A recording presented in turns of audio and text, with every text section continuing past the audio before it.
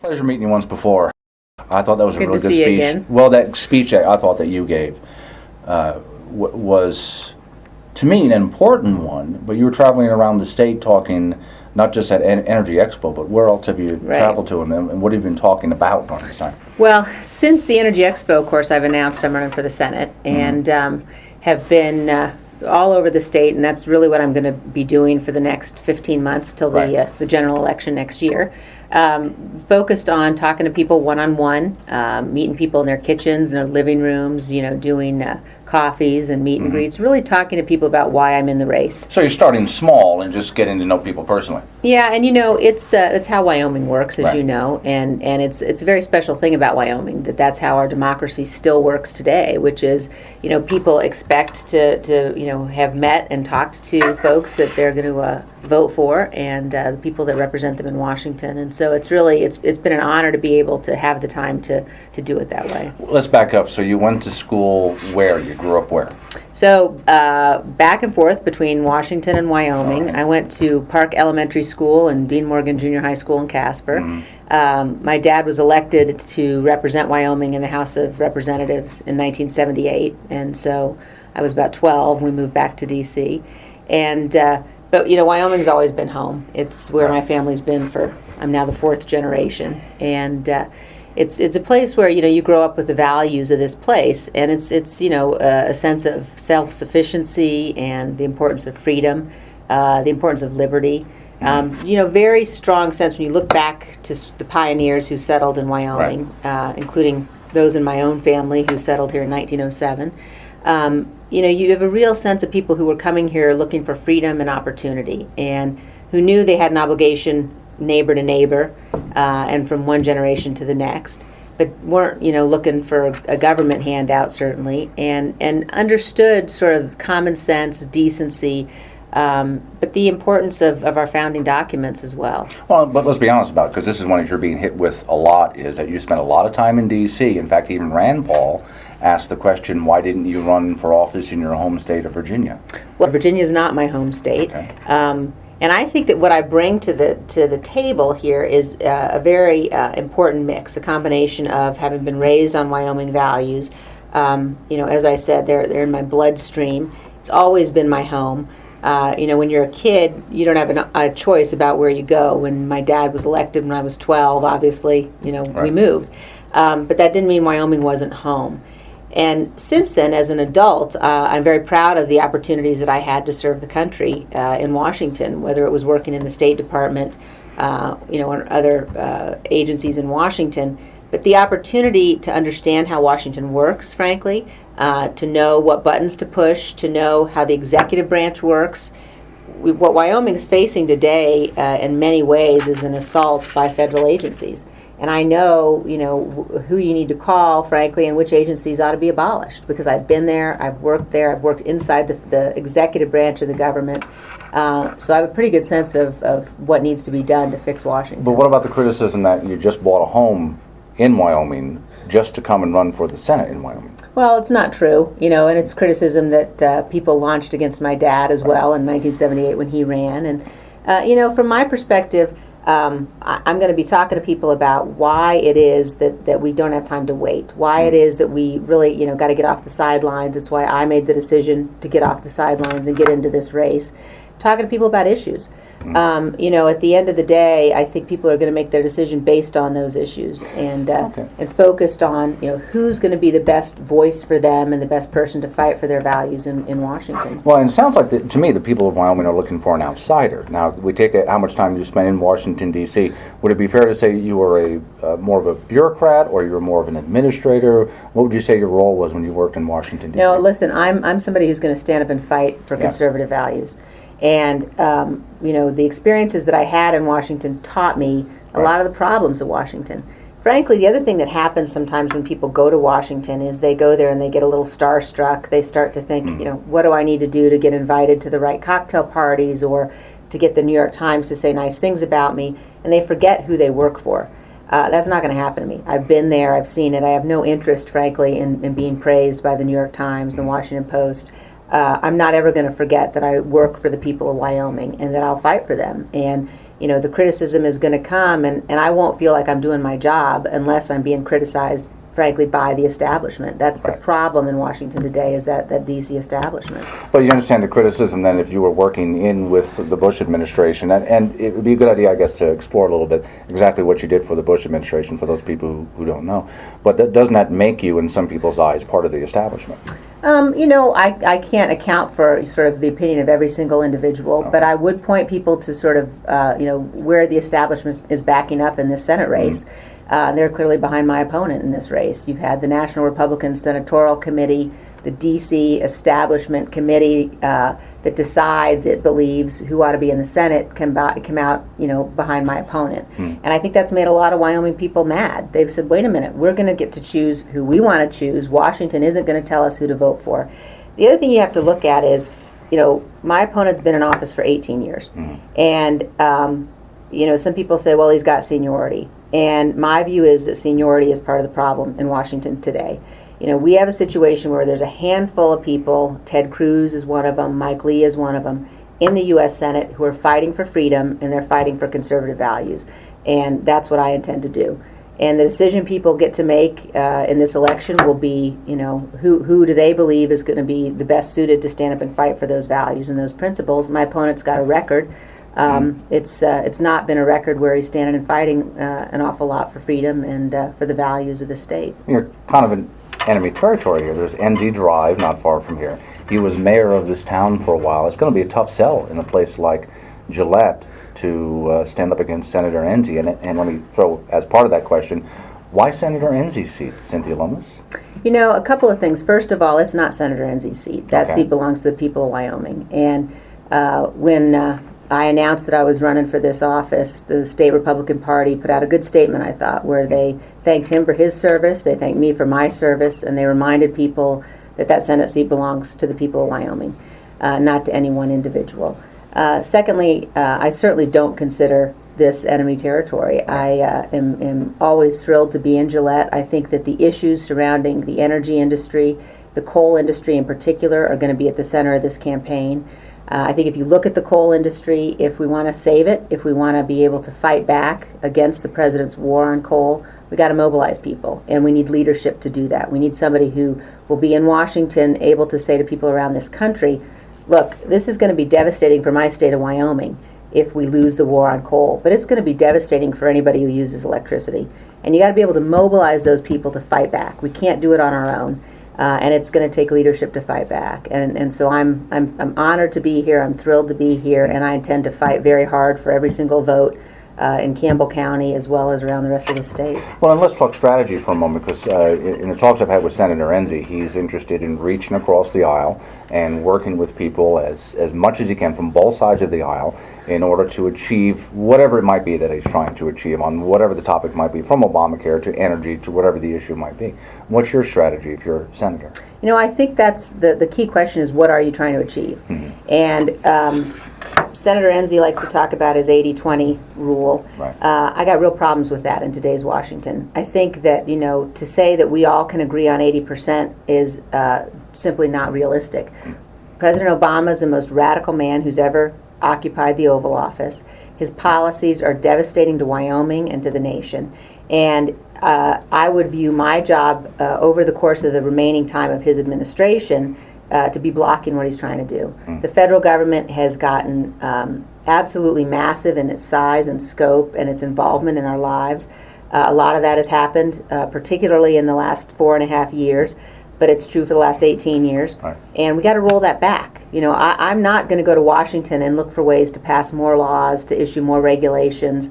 I'm going to be there trying to block stuff, saying, enough, we need to roll this back.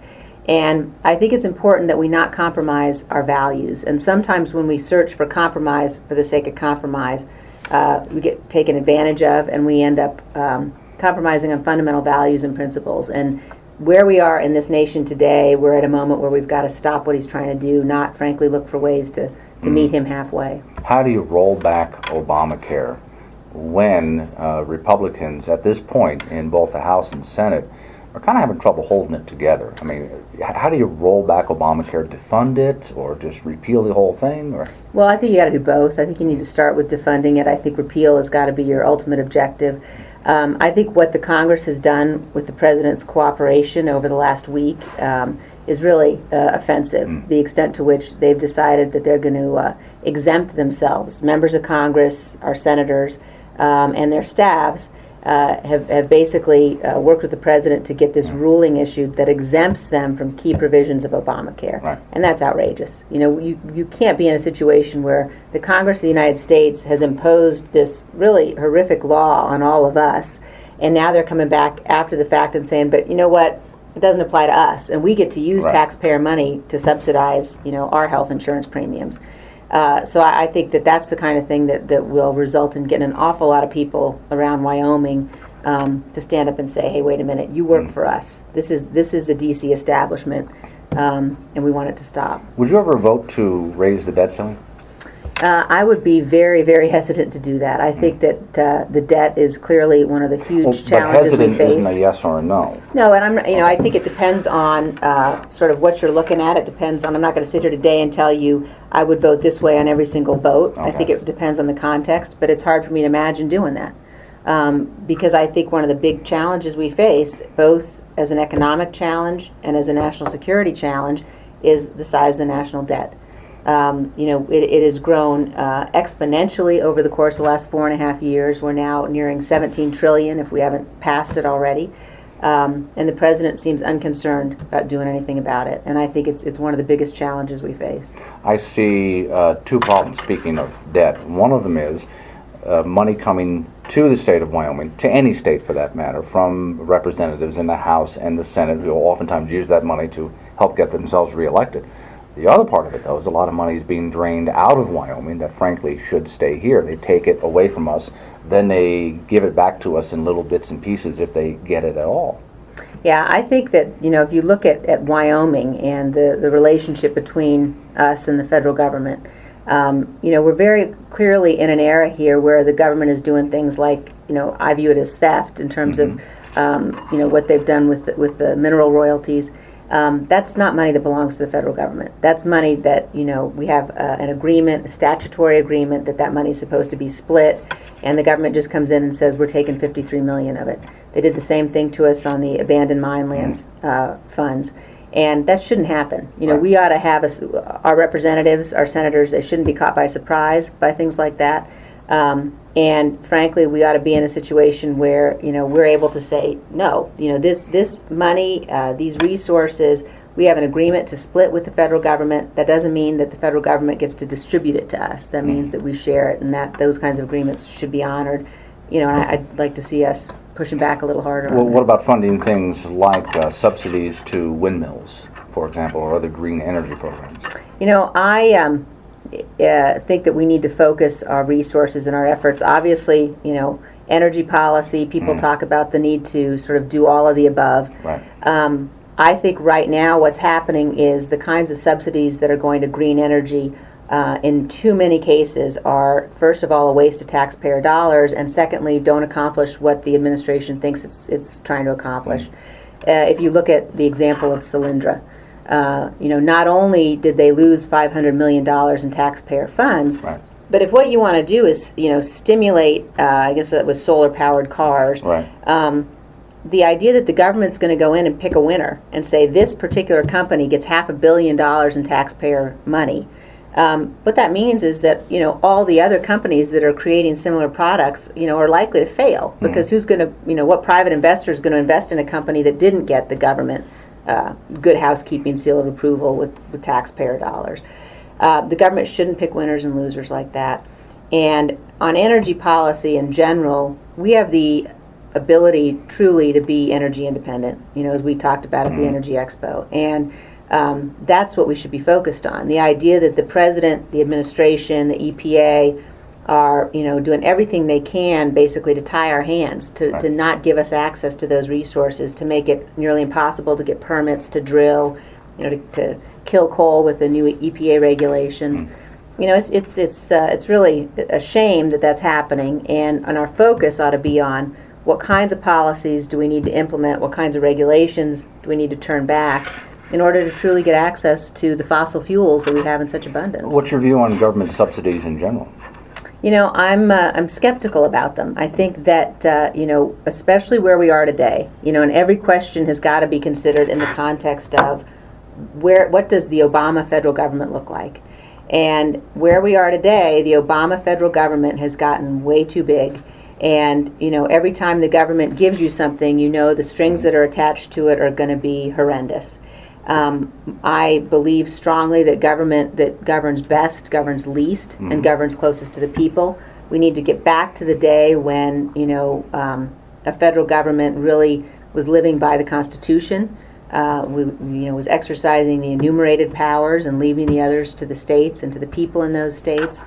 I think that we're much better off. I think it was President Ford who said a government big enough to give you everything you want is also big enough to take from you everything you have. Well, let me tie that in, because here's a big issue in the state of Wyoming today is the education Department of Education, but also programs like Common Core, which are pretty much being forced on the state. Right. You know, along with the money that's being dangled in front of the states as well. Where would you come down on currently what the Department of Education is doing, but then also on programs like Common Core?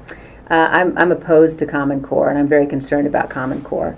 And I think that, you know, what you've seen is what you describe, where the federal government comes in and says, if you accept this new curriculum, then, you know, you'll get benefits when you attempt to apply for federal grants.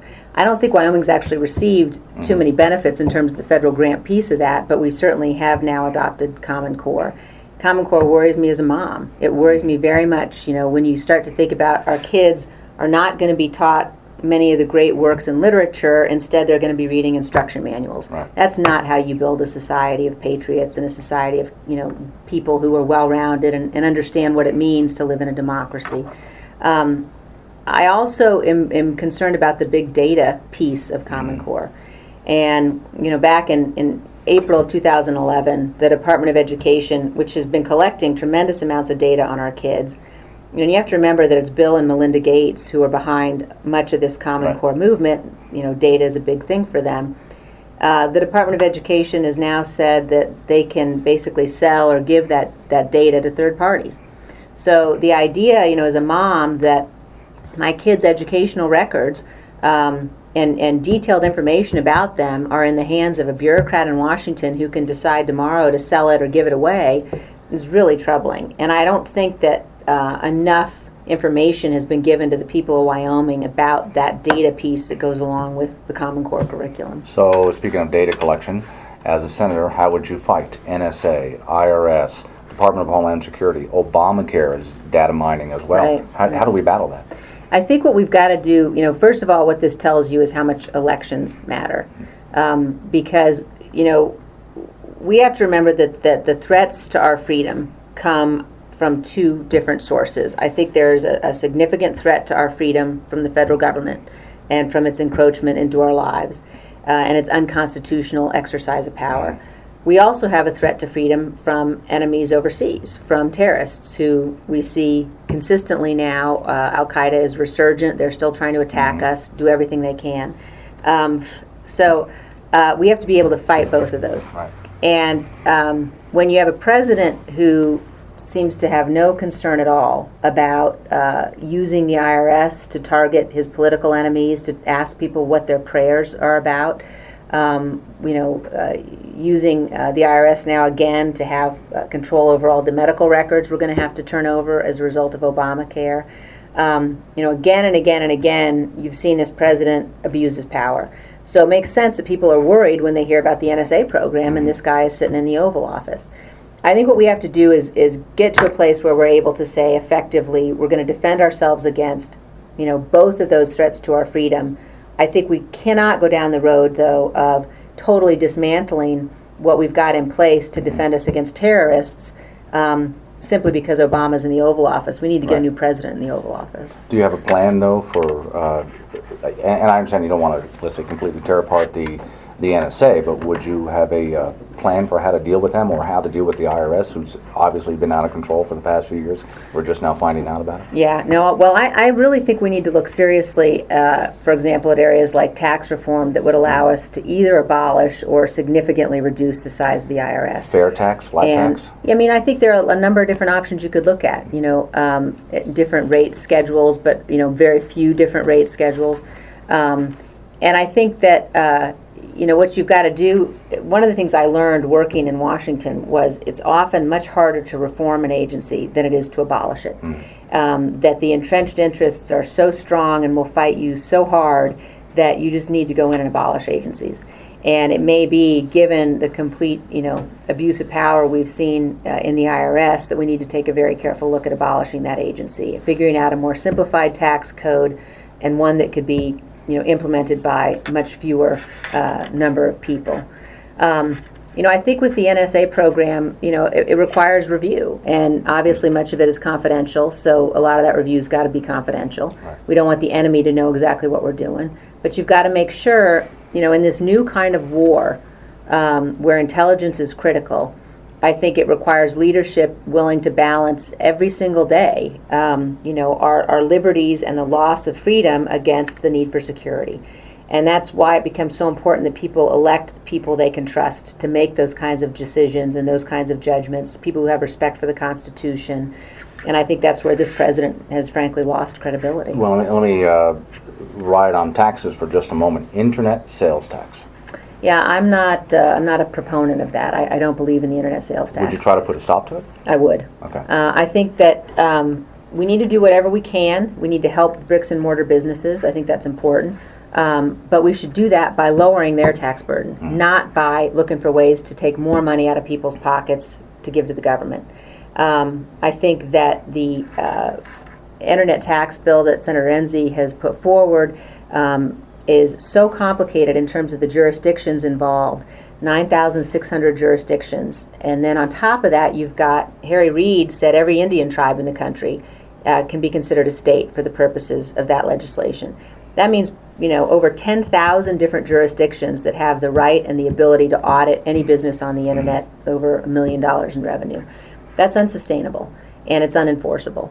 And it goes down the path, I think, of a lot of people saying, well, wait a second, the internet's the source of a huge amount of innovation in our economy. And I think people are confused, and I certainly am, about why a Wyoming senator would be looking for ways to get more money for the government. In particular, get more money out of Wyoming people's pockets for California and New York and, liberal places where we don't have any representation. So I think it's a bad piece of legislation. I wouldn't support it. Big difference between you and Senator Enzi. I know you two have been friends for a long time, but the big difference between you going into this next election.